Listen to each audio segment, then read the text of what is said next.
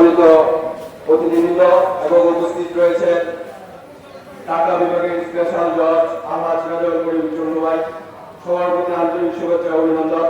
আমি আমার বক্তব্য সংক্ষিপ্তভাবে করব, তবে একটা উদাহরণ দিচ্ছি। আজ থেকে 1 মাস আগে আমি চন্দ্র ভাইয়ের বাসায় গেছিলাম। যাওয়ার পর ওনার কাছে একজন লোক আসছে, ওনার বাড়ি হচ্ছে টাঙ্গাইল। তো স্যারের বন্ধু তো উনি আসছে, যে বলতেছে যে আমার একটা মামলা আছে, এই মামলাটা স্যার একটু দেখবেন। তখন স্যারে বলতেছে, আমি স্যারের একদম কাছের বসা, বলতেছে ওরা তো অনেক জুনিয়র লোক, আমার একটু চিনবো। তো স্যারের একটা অপশন দিল, বলতেছে যে আমি ডেলিভারি করি চুন্ডু।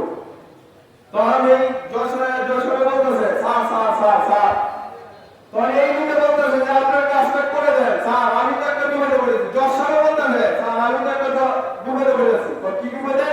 তা আমার একটা কাজ করে দেবো, আপনি একটু দেবেন। স্যারে বলতেছে কাজটা ঠিক আছে। তো যশোরে আইসি এটার জন্য, এটারও উপকার করে দিচ্ছে, ওনার বাড়ি হচ্ছে টাঙ্গাইল। আমি এই কথাটা এই জন্য বলছি, আজকে আমরা এমন একজন মানুষকে পেয়েছি, আমরা হয়তো চিনতে না। উনি শুধু গেলি হোসেনপুর কিশোরগঞ্জের মানুষ নয়, উনি সারা বাংলাদেশের একজন মানুষ। আজকে আমরা এমন একজন ব্যক্তিকে পেয়েছি, হয়তো আমাদের পদ পদবি নাই। আজকে আমরা চুন্নবাইয়ের দল করে দেখে আমাদের কোনো পথ নাই। আজকে চুন্নবাইয়ের দল করে দেখে কাউকে পাই তোমার কোনো পথ নেই না।